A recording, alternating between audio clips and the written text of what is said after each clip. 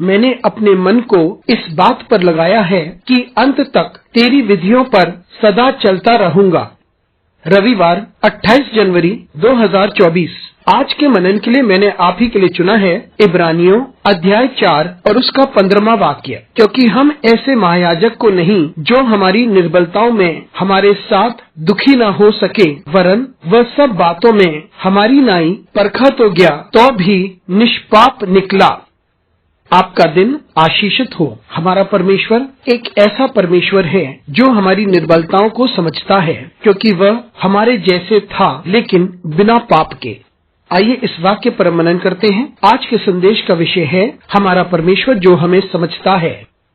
यह हम समझने की कोशिश करते हैं उस महायाजक के बारे में, क्योंकि महायाजक वह होता है जो परमेश्वर के समीप आता है और क्षमा मांगता है, अपने लिए ही नहीं परंतु हम सभी के लिए। इसलिए महायाजक वह होना चाहिए जो हमारी कमजोरियों को समझता है। लेकिन हम जानते हैं कि वास्तविकता लोग दूसरे की परेशानी को नहीं समझ पाते हैं, परंतु वे पापियों पर दोष लगाते हैं और उन लोगों पर दोष लगाते हैं जिनके पास कमजोरियां हैं। लेकिन हमारे पास एक ऐसा महायाजक है जो यीशु मसीह है और वो हमारी कमजोरियों को समझता है। और हम जो जिंदगी के विभिन्न क्षेत्रों में कमजोर हैं और हम उस कमजोरी में से बाहर नहीं निकल पाते, लेकिन हमारे पास एक ऐसा प्रभु है जो हमारी कमजोरियों को समझता है। वह हमारी विफलताओं को समझता है और वे सारी बातों को समझता है जिसमें से हम होकर गुजरते हैं। वे हमें समझने के लिए तत्पर है और हमें परमेश्वर के पास ले जाने के लिए भी तैयार है। वे हमें क्षमा करने के लिए तैयार है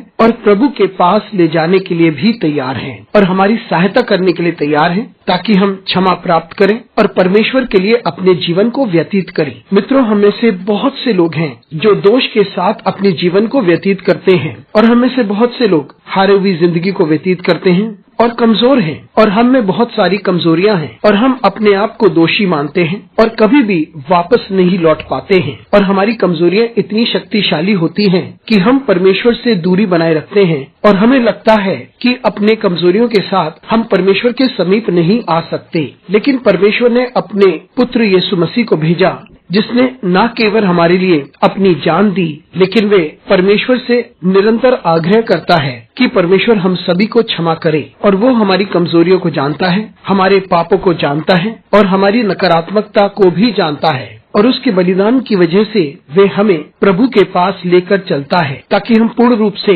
उसके हो जाएं और हमारी कमियां हमसे दूर हो जाएं और हम पवित्र हो जाएं और उसके लोग कहलाएं। इसलिए हम विश्वास के साथ और दृढ़ता के साथ उसके पास आ जाएं, क्योंकि वह हमें समझता है और हमारे प्रति सहानुभूति रखता है। अनुग्रहकारी परमेश्वर स्वर्गीय पिता, तुझे धन्यवाद देते हैं। हमारी सहायता कर परमेश्वर, ताकि हम इस बात को समझ सकें कि तू निरंतर हमारे साथ सहानुभूति रखता है। हमारी सहायता कर परमेश्वर, यीशु मसीह के नाम से मांगते हैं, आमीन।